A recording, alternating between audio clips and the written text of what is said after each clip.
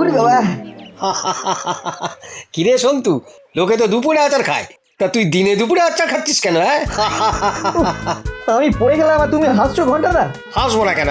তোদের মতো বয়সে আমি ইংলিশ চ্যানেল সাঁতার কাটতাম, আর তোরা হ্যাঁ শুকনো ঢাকায় সাঁতার কাটছিস। না, তোরা আমার মান সম্মান সব ডুবিয়ে দিবি মনে হচ্ছে। ইস, আমার নতুন বুটটা। চা, নতুন বুট? হ্যাঁ, একবারে ব্র্যান্ড নিউ, আরে কালই কিনেছি। ইস, দেখো কি কাণ্ড। তা কত খসলো রে? 400 টাকা। হ্যাঁ, কি বলছিস? এই তো গত মাসে আমি ঠিক এই এই সাইজেরই একটা কিনলাম 100 টাকা। তোকে বাচ্চা পেয়ে একবারে ঠকিয়ে দিয়েছে রে। তাই নাকি? তাহলে সেই দোকানটা আমায় একবার দেখিয়ে দাও তো, আমি আরেকটা কিনবো। মানে ওই দোকানটা তো উঠে গেল রে ওই কদিন আগে। হ্যাঁ হ্যাঁ, 400 টাকার জুতো 100 টাকায় বিক্রি করলে দোকান তো উঠবেই। যেমন তোমায় রোজ রোজ ধারে চা খাইয়ে আমার দোকানটা উঠতে বসেছে। যত সব।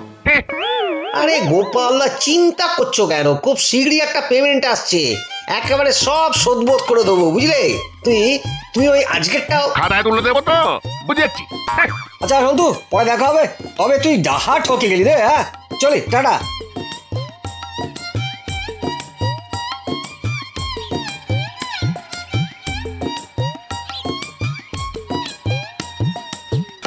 আরে কাকু, ইলিশ কিনলেন বুঝি? তা কত নিল?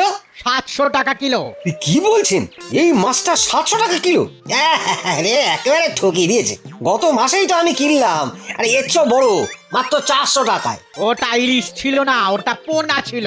হ্যাঁ, হ্যাঁ, গত মাসে পদ্মার ইলিশ বাজারে ঢোকেনি, কাল থেকে ঢুকছে। মানে তাহলে হয়তো তাই হবে।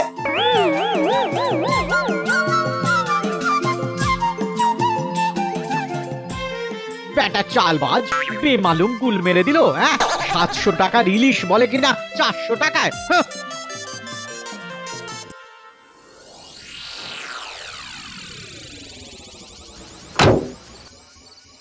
কিরে পটলা, সেজে গুইজা চললি কোথায়?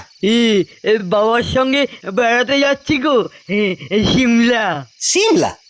সে আবার একটা বেড়াতে যাওয়ার জায়গা হলো নাকি? আরে যাচ্ছিস যদি সুইজারল্যান্ডে যা। আরে আমাদের ওখানে বাইরে তো পুরো ফাঁকাই পড়ে আছে।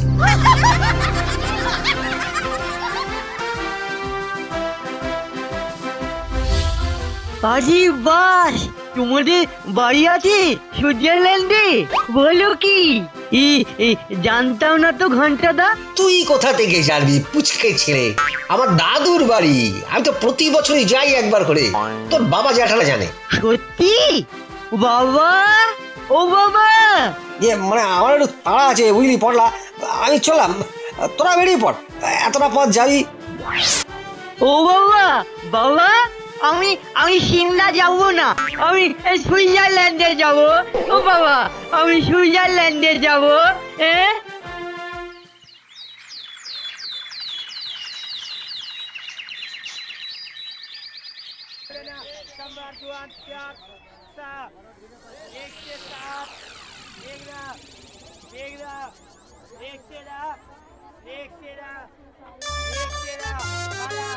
কি বলছো তুমি?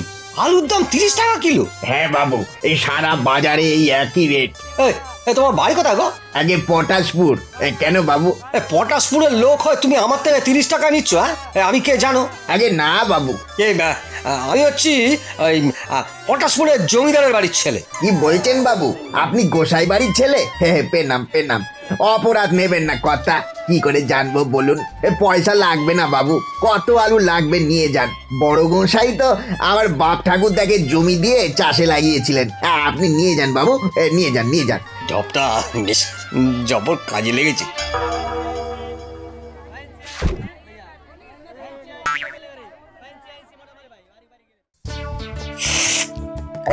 বুঝলি সন্তু, আমার সঙ্গে কখনো বাজারে যাস দেখবি, হ্যাঁ খাতির কাকে বলে। ওই বিনা পয়সায় ব্যাগ ভর্তি করে বাজার দিয়ে দেবে। তাই নাকি? বিনে পয়সায় বাজার? বেশ, তাহলে কালই যাবো। পেনাম কথা। ঠিক আছে ঠিক আছে ঠিক আছে, দেখো এ হলো আমাদের পাড়ার এক ভাই সন্তু। হ্যাঁ, ওই আলু নেবে। হ্যাঁ, এ তো আপনারই দোকান কথা। বলুন না কত লাগবে? 1 কিলো দিন।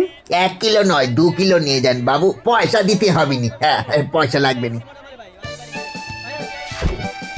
বাবা তাই নাকি এই ঘন্টাটা তোমার তো হেভি ব্যাপার গো। তোরা তো বিশ্বাসই করতে চাস না, আজ দেখলি তো। একেবারে নিজের চোখে। চল চল ওই ওদিকটা দেখি।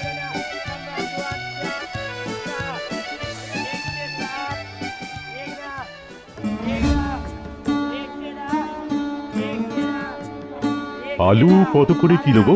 30 টাকা কিলো উকিল বাবু, কত দেব? তুমি 1 কিলো মাংস দাও তাহলে। এ কি বলছেন উকিল বাবু, এ তো আলুর দোকান, মাংস দেব কি করে? ওহো, ভুল হয়ে গেছে গো। আসলে এমন একটা চিন্তায় আছি না যে কিছুই মাথায় থাকছে না। তুমি একটা কাজ করো, তুমি 3 কিলো আলু দাও। কিসের এত চিন্তা বাবু? আর বলো না ভাই, তোমার এর পটাশপুরে জমিদার বাড়ির এস্টেটের আমি হচ্ছি উকিল। ওই বংশের শেষ বংশধর যাকে আমি চিনতাম, তিনি গত সপ্তাহে মারা গেছেন। এখন আমার উপর দায়িত্ব পড়তেছে অন্য কোনো বংশধর থাকলে তাকে খুঁজে বার করার। এই ব্যাপার, তাহলে আপনার সব সমস্যার সমাধান হয়ে গেছে। এই নিন। সমাধান হয়ে গেছে মানে? এ বাজারে আমার কাছে একজন বাবু আসেন, তিনি ওই বংশেরই লোক। কি বলছো? পটাশপুরে জমিদার বংশের লোক এ পাড়ায়? কোথায় থাকেন তিনি? তা তো জানি না বাবু, তবে তিনি এখন বাজারেই আছেন। ওই তো এইদিকে আসছেন। ও কথা কথা, একবার আসেন এদিকে, আসেন আসেন কথা। এই উকিল বাবু আপনাকে খুঁজছেন কথা। আমাকে? কি ব্যাপার? আরে দাদা, আপনাকে পেয়ে আমি খুব বাধা বেঁচে গেছি। এখন চলুন আমার সঙ্গে, চলুন তো। যে বা কোথায় যাবো? আপনার জমিদারিতে। আপনার বংশের শেষ জমিদার ছোট গোসাই, তিনি তো গত হয়েছেন। এখন আপনার সম্পত্তি আপনার হাতে তুলে দিতে পারলে তবেই আমার ছুটি। চলুন চলুন চলুন চলুন। বাস, আমাদের ঘন্টাটা জমিদার, এই ব্যাপারটা তো সবাইকে জানাতে হচ্ছে।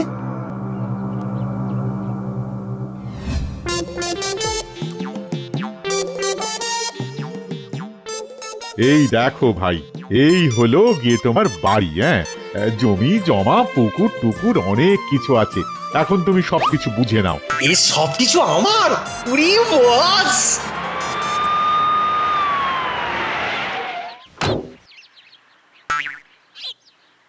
এই যে উকিল বাবু, আসলি বংশধরকে পেলেন? হ্যাঁ হ্যাঁ হ্যাঁ, ইন্সপেক্টর সাহেব, এই যে এ হচ্ছে জমিদার বংশের শেষ সলতে।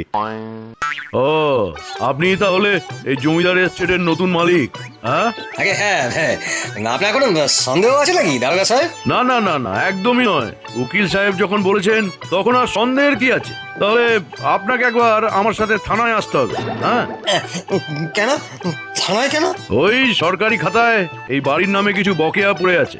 এই বাড়ির ট্যাক্স গত 10 বছরে 8 লাখ টাকা, ইলেকট্রিক বিল 6 লাখ টাকা, আর ছোট মেজো বড় পাওনাদার মিলে আরো 9,63,700 টাকা বাকি রয়েছে আপনার নামে। মানে হ্যাঁ, ওই সরকারি হিসেব তো। এই দেনা পাওনাটা এবার মেটাতে হবে যে জমিদার বাবু। চলুন, আপনি চলুন আমার সঙ্গে, চলুন। হ্যাঁ, এসব কি বলছেন উকিল বাবু? এসব কি? আমি কি জানি ভাই, আমার কাজ ছিল তোমায় খুঁজে বের করা, করেছি। এখন আমার ডিউটি খতম। হ্যাঁ, আমার কি হবে? আরে চলুন আমার সঙ্গে, তারপর দেখবেন না কি হয়। ও স্যার আমার ভুল হয়ে গেছে গো, খুব ভুল হয়ে গেছে। মনেই বলছি আমি মিথ্যা বলেছি, আমি এ বাড়ির কেউ নয়। ও স্যার, আমি ঘন্টা, হ্যাঁ তালতলার ঘন্টা। সে আপনি ঘন্টা না কাঁসর তা পরে দেখা যাবে। এখন চলুন চলুন চলুন চলুন তো, চলুন আমার সঙ্গে চলুন। ও বাবা গো, এ কি হলো গো? ঠিক হয়েছে আমার অতি চালাকির মাসুল এইভাবেই দিতে হয়। ঠিক হয়েছে। এটা কি হলো?